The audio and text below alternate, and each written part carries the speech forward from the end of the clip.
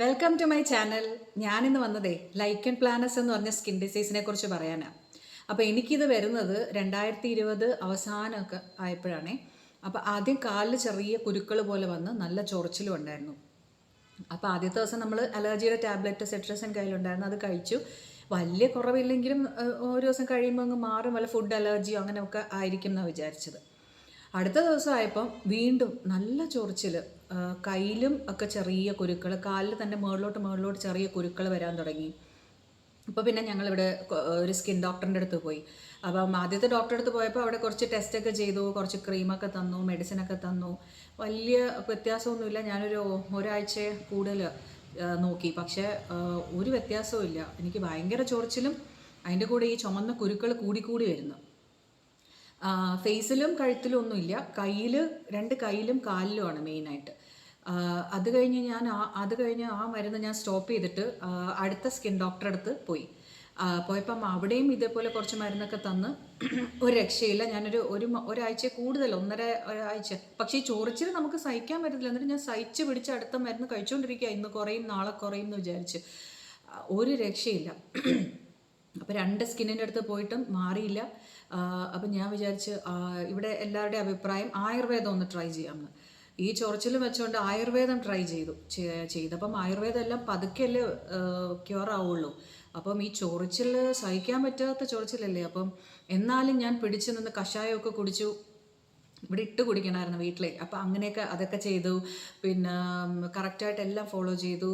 അതും ഇങ്ങനെ അത് ഒരു 1.5 ആഴ്ച ഇതുപോലെ തന്നെ, ഒരു 2 ആഴ്ചക്കകത്ത് തന്നെ അതും ചെയ്തു. എന്നിട്ട് ചൊറിച്ചിലവിടെ നിൽക്കുന്നു, സഹിക്കാൻ വയ്യ. ഇച്ചിരി സമയം നിൽക്കും, വീണ്ടും തുടങ്ങും.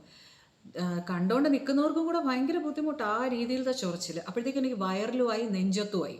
അപ്പം ദേഹം മൊത്തം ഏകദേശം കുരുക്കൾ പോലെ. ഇത് മാത്രമല്ല, ദേഹത്ത് അവിടെ ഇവിടെയൊക്കെ, അത് വേറെങ്ങുമില്ലേ, കാലിൻ്റെ പാദത്തിലും കൈയുടെ അകത്തും കൈവെള്ളയിലും ഇങ്ങനെ കുമിള പോലെ തൊലി ഇങ്ങനെ വീർത്ത് വന്നിട്ട് ആ തൊലി ഇളകി അങ്ങ് പോവും. അങ്ങനെ പൊട്ടുകയോ വെള്ളമോ അങ്ങനെ ഒന്നുമില്ല. വെറുതെ ഇച്ചിരി കുമിള പോലെ വരും, അതങ്ങ് താന്ന് ആ തൊലി അങ്ങ് ഇളകി പോവും. തൊലി ഇങ്ങനെ ഇളകിക്കൊണ്ടിരിക്കുക. അപ്പോൾ കൈയുടെ വെള്ളയുടെ അകത്തും പാദത്തിലും വിരലിൻ്റെ ഇടയ്ക്കുമൊക്കെ. അപ്പോൾ പിന്നെ ആയുർവേദം നിർത്തി. പിന്നെ അടുത്ത ഡോക്ടറെ അടുത്തോട്ട് പോയി. അത് നമ്മുടെ കൊല്ലത്ത് രതീഷ് എന്ന് പറഞ്ഞ ഡോക്ടറെ അടുത്താണ്, സ്കിൻ ഡോക്ടർ. രതീഷ് ഡോക്ടറെ അടുത്ത് ചെന്നപ്പോഴത്തേക്കും ഏകദേശം ദേഹം മൊത്തം, കൈ മൊത്തം കുരു, 2 കാല് നിറച്ചും ചുമന്ന കുരുക്കൾ, വയറിൽ നെഞ്ചത്ത് ഒക്കെ കുരുക്കളായി. ഫേസിലും കഴുത്തിലും ഒഴിച്ച് ഈ ഇത്ര ഏരിയാസിലാണ് കൂടുതലുള്ളത്.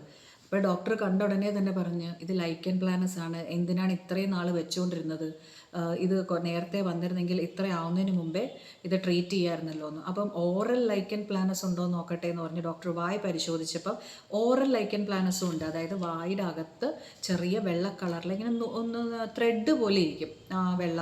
അപ്പോൾ അങ്ങനെ നോക്കിയപ്പം അതും ലൈക്കൻ പ്ലാനസ്, ഓറൽ ലൈക്കൻ പ്ലാനസ് ഈ ഇടത്തെ സൈഡിൽ വായുടെ അകത്തങ്ങ് അറ്റം അതും ഉണ്ട്.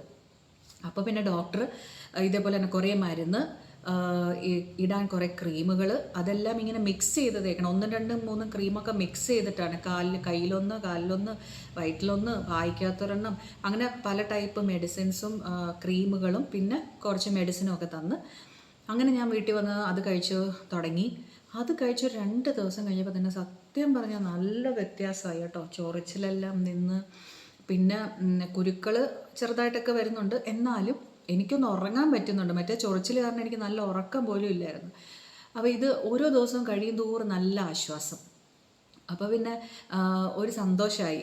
ചൊറിച്ചിൽ കുറഞ്ഞപ്പോൾ തന്നെ സത്യം പറഞ്ഞാൽ നല്ല സമാധാനമായി. അതങ്ങനെ കണ്ടിന്യൂ ചെയ്ത് ഒരു 1 മന്ത് ഉള്ള മെഡിസിനാണ് തന്നത്. 1 മന്ത് കഴിഞ്ഞ് വീണ്ടും ഡോക്ടറെ പോയി കണ്ടു. അപ്പോൾ അങ്ങനെ ഡോക്ടർ, അപ്പം സ്റ്റെറോയിഡ്സ് ഒക്കെ ഉണ്ട് അതിനകത്ത്, അപ്പോൾ ഇല്ലാതെ പറ്റത്തില്ല ഇതിന്. അപ്പം അതിങ്ങനെ ഒരു 2 വർഷം ഞാൻ അതിൻ്റെ മെഡിസിൻ എടുത്തു കേട്ടോ. പക്ഷേ എനിക്ക് 1-2 മാസമായപ്പോൾ തന്നെ ചൊറിച്ചിൽ നിന്നു, കുരുക്കൾ വരുന്നത് നിന്നു. പക്ഷേ ഡോക്ടർ പറഞ്ഞ് പെട്ടെന്ന് നിർത്താൻ പറ്റത്തില്ല, കാരണം അത്ര കൂടിപ്പോയി, ദേഹം മൊത്തം ആയില്ല. അപ്പോൾ അതുകൊണ്ട് അത് മൊത്തം മാറണമെങ്കിൽ കുറച്ച് നാൾ മെഡിസിൻ കണ്ടിന്യൂ ചെയ്യണമെന്ന് പറഞ്ഞു. കറക്റ്റായിട്ട് ഞാൻ ഫോളോ ചെയ്തു. ഒരു 2 വർഷം എടുത്തില്ല, അതിന് മുമ്പ് തന്നെ മെഡിസിൻ ടേപ്പർ ചെയ്ത്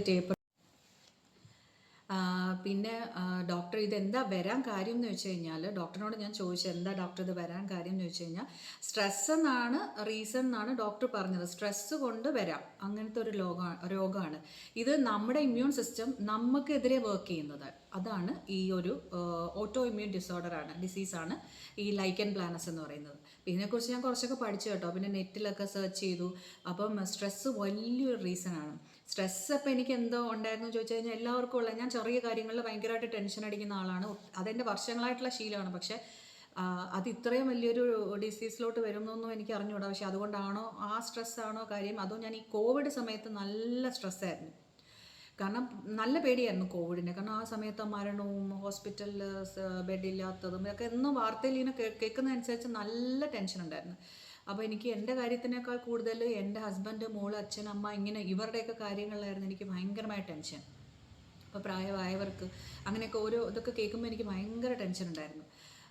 അപ്പം അത് ആണോ റീസൺ എന്ന് എനിക്ക് അറിഞ്ഞൂടാ. അതിനുശേഷം ആ കോവിഡിൻ്റെ ആ ലോക്ക്ഡൗൺ ഒക്കെ ആ സമയത്തൊക്കെ സ്ട്രെസ് ഉണ്ടായിരുന്നു. അതൊക്കെ കഴിഞ്ഞ് എല്ലാം ഓപ്പൺ ആയതിനു ശേഷമാണ് എനിക്ക് ഏകദേശം ഈ 20 ഒക്കെ കഴിഞ്ഞു തോന്നി തുടങ്ങിയപ്പോൾ. അപ്പം അങ്ങനെയാണ് എനിക്ക് ഡിസീസ് വരുന്നത് ആദ്യമായിട്ട്. അപ്പോൾ എന്തായാലും ഡോക്ടറുടെ മരുന്നോട് കൂടി നല്ല വ്യത്യാസം വന്നു. പിന്നെ നമുക്ക് സ്ട്രെസ്സ് മാറാൻ വേണ്ടിയിട്ട് ഞാൻ തന്നെ ശ്രമിക്കാൻ തുടങ്ങി എനിക്കിഷ്ടമുള്ള കാര്യങ്ങൾ. അന്ന് ഈ സമയത്ത് എല്ലാം ഓൺലൈൻ ക്ലാസ്സസ് ഒക്കെ ആയിരുന്നല്ലോ. അപ്പോൾ ഞാൻ വർക്ക് ചെയ്യണേ ടീച്ചറായിട്ട്. അപ്പോൾ ഞാൻ സ്കൂളിൽ പോകുമ്പോഴത്തേക്ക് എനിക്ക് അത്രയും വലിയ ടെൻഷനില്ല. കുട്ടികളൊക്കെ ചെറിയ കുട്ടികളാണ് പഠിപ്പിക്കുന്നത്. അപ്പോൾ അവരുമായിട്ടൊക്കെ ഇടപെട്ട് വൈകിട്ട് വരുമ്പം പിന്നെ നമ്മുടെ വീട്ടിലെ പണികൾ, പിന്നെ സമയമില്ല. അങ്ങനെ ഒരു റുട്ടീനായിരുന്നു. പെട്ടെന്ന് ഇതൊക്കെ സ്റ്റോപ്പായില്ലേ. ഒരു വർഷം കംപ്ലീറ്റ് ലോക്ക്ഡൗൺ ഇടയ്ക്ക്, പിന്നെ മൊത്തം ഓൺലൈൻ ക്ലാസ്, അത് കുറച്ച് കഴിയുമ്പോൾ കഴിയും. പിന്നെ നമുക്ക് ഒന്നും ചെയ്യാനില്ല. ആ സമയത്ത് ഹസ്ബൻഡ് ദൂരെ, മോള് ഹോസ്റ്റലിൽ, ഇങ്ങനെ പിന്നെ അവരൊക്കെ കുറച്ച് നാൾ നാട്ടിലുണ്ടായിരുന്നു, പിന്നെ വന്നു. എന്നാലും കുറേ നാൾ ഒറ്റപ്പെട്ടൊരു ജീവിതം വന്നു. അപ്പോൾ അവിടത്തേക്കും ഭയങ്കരമായിട്ട് അങ്ങനെയൊക്കെ ആയിരിക്കണം ഇത് ഇത്രയും കൂടിയെന്ന് എനിക്ക് തോന്നുന്നു. എന്തായാലും അത് മരുന്ന് കഴിച്ചതോടുകൂടി കുറഞ്ഞു. 2 വർഷത്തിനകത്ത് ഞാൻ മരുന്ന് കഴിച്ച്.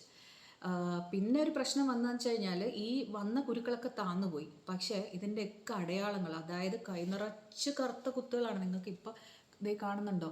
ഇതിങ്ങനെ നല്ല ബ്ലാക്ക് കളറായിരുന്നു കേട്ടോ. ഇത് ആദ്യം കാണുമ്പോൾ ഒക്കെ വെളിയിലൊക്കെ പോകുമ്പോൾ എല്ലാവരും ചോദിക്കുകയാണ് ഇത് എന്ത് പറ്റിയതാണ്. അത്രയ്ക്കും ഇതേ കണ്ടോ, ഇപ്പോൾ കാണാമല്ലോ നിങ്ങൾക്ക്. അത് കുറയാനായിട്ട് ഡോക്ടർ പറഞ്ഞു ഒരുപാട് നാളെടുക്കും, വർഷങ്ങൾ കൊണ്ട് അതിങ്ങനെ കുറഞ്ഞ് മങ്ങി പോത്തേ ഉള്ളൂ. ഇപ്പോഴും അത് കാണാനുണ്ട് കേട്ടോ, കാൽപാദവും ഒക്കെ. പിന്നെ നമ്മുടെ സ്കിൻ മൊത്തത്തിൽ അത് വന്നതിന് ശേഷം ഡാമേജ് ആയി. എൻ്റെ ചുണ്ടെല്ലാം കറുത്ത് തുടങ്ങി, മുടി പൊഴിഞ്ഞു തുടങ്ങി, മൊത്തത്തിൽ സ്കിന്നിൻ്റെ കളറൊക്കെ ഡള്ളായി. അങ്ങനെ സ്കിന്നിൻ്റെ ആ സ്മൂത്ത്നെസ് ഒക്കെ പോയി. അങ്ങനെ എൻ്റെ ഒബ്സർവേഷനിൽ എൻ്റെ സ്കിൻ മൊത്തം ഡാമേജായി. പിന്നെ ഇപ്പോൾ കുറേശ്ശെ അത് മാറി വരുന്നു. എന്നാലും ആ ചുണ്ടിൻ്റെ കറുപ്പ് നിറമൊക്കെ അന്ന് വന്നതിന് ശേഷം അതുപോലെയൊക്കെ തന്നെ ഉണ്ട് കേട്ടോ. കുറച്ച് മാറി, എന്നാലും മാറാനുണ്ട്. എനിക്ക് തോന്നുന്നു ഇത് വന്നു കഴിഞ്ഞാൽ സ്കിന്നിനൊക്കെ ഈ ഒരു പഴയ ഒരു ഇത് കിട്ടുമെന്ന് തോന്നുന്നില്ല. എന്നാൽ നല്ല വ്യത്യാസം വന്നു കേട്ടോ. അപ്പം ഇതാണ് എൻ്റെ ലൈക്കൻ പ്ലാനസിൻ്റെ സ്റ്റോറി. പിന്നെ എനിക്ക് വർഷങ്ങൾ കുഴപ്പമൊന്നുമില്ല. പക്ഷേ ഈ ലൈക്കൻ പ്ലാനസിൻ്റെ ഒരു പ്രശ്നം എന്താണെന്ന് വെച്ചാൽ, ഒരിക്കൽ വന്നു കഴിഞ്ഞാൽ ഇത് ഇടയ്ക്കിടയ്ക്ക് വരും. വന്നാൽ പഴയ ഇൻറ്റൻസിറ്റിയിൽ വരില്ല. എവിടെയെങ്കിലും ഒരു പാട്ട് കോൺസെൻട്രേറ്റ് ചെയ്താണ് എനിക്ക് വന്നുകൊണ്ടിരിക്കുന്നത്. അപ്പോൾ എനിക്ക് നന്നായിട്ട് അറിയാം ഇതാണെന്ന്. അപ്പം എവിടെയെങ്കിലും ചൊറിച്ചിൽ തുടങ്ങും ചെറുതായിട്ട്, അപ്പോൾ തന്നെ ഡോക്ടറെ അടുത്ത് പോയി കാണിച്ച് കുറച്ച് നാൾ മരുന്നെടുക്കുമ്പോൾ അത്രയും ഡ്യൂറേഷൻ ഒന്നും മരുന്നെടുക്കേണ്ടി വരില്ല. പെട്ടെന്ന് തന്നെ ചെറിയ മരുന്നിനോടുകൂടി പെട്ടെന്ന് തന്നെ മാറും. അപ്പോൾ ചെറിയ സ്ട്രെസ്സോ എന്തെങ്കിലും വരുന്ന ഉടനെ തന്നെ എനിക്ക് വീണ്ടും ഈ ചൊറിച്ചിൽ വരാറുണ്ട്. അപ്പോൾ ഇതാണ് ഇതിൻ്റെ ഒരു പ്രശ്നം, ഇങ്ങനെ പിന്നെയും വരുന്നത്. ഓറൽ ലൈക്കൻ പ്ലാനസും ഇടയ്ക്ക് വരാറുണ്ട്. അപ്പോൾ അത് ഞാൻ പിന്നെ പേടിച്ചിട്ട് ഡെൻറ്റിസ്റ്റിനും കൂടെ കാണിച്ചു. കുറച്ച് നാൾ ശേഷം വീണ്ടും വന്നപ്പോൾ എന്താണ്, അവിടെ മാത്രം വന്നപ്പോൾ എന്താണെന്ന് ചോദിച്ചപ്പോൾ അതും ഡോക്ടറുടെ അടുത്ത് ഞാൻ ഇതുപോലെ വന്നപ്പോൾ അവരും പറഞ്ഞു വെച്ച് കഴിഞ്ഞാൽ ഇത് തന്നെയാണ്, പേടിക്കാനുള്ളതൊന്നും അല്ലയെന്ന് പറഞ്ഞു. അപ്പം അങ്ങനെ ഇരിക്കുകയാണ് ഇപ്പോൾ എൻ്റെ സ്റ്റോറി. ഇപ്പോൾ കുഴപ്പമൊന്നുമില്ല കേട്ടോ. നിലവിൽ എനിക്ക് ലൈക്കൻ പ്ലാനസ് മാനേജബിളാണ്, കുഴപ്പമൊന്നുമില്ല.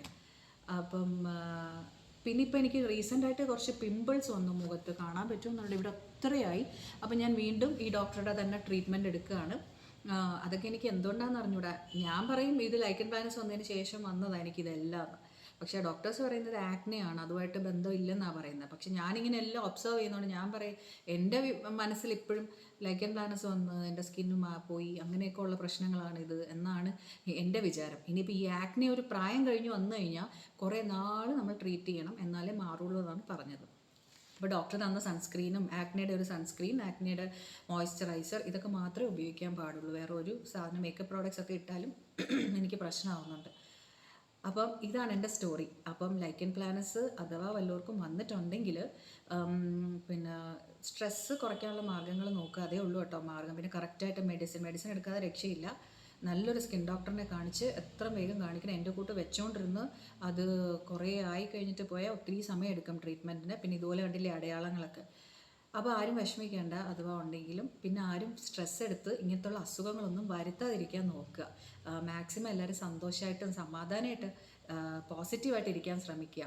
ഞാനും ഇതുപോലെയൊക്കെ ശ്രമിക്കുന്നുണ്ട്. മനുഷ്യനാണ്, കൈവിട്ട് പോവും ചില ദിവസങ്ങളിലൊക്കെ. എന്നാലും തിരിച്ചു പിടിച്ചുകൊണ്ട് വരും. ഞാൻ എങ്ങനെയെങ്കിലുമൊക്കെ പോസിറ്റീവായിട്ട് ഇരിക്കാൻ ശ്രമിക്കാറുണ്ട്. അപ്പം എല്ലാവരും അതുപോലെ ഇരിക്കാൻ ശ്രമിക്കണം കേട്ടോ. ഇതെനിക്ക് ലൈക്കൻ പ്ലാനസ് വന്നപ്പോൾ ഉള്ള എൻ്റെ കൈയുടെ 2 ഫോട്ടോസ് ഞാൻ അന്ന് എടുത്തു വെച്ചിരുന്നതാണ് കേട്ടോ. ഇതായിരുന്നു എൻ്റെ അവസ്ഥ.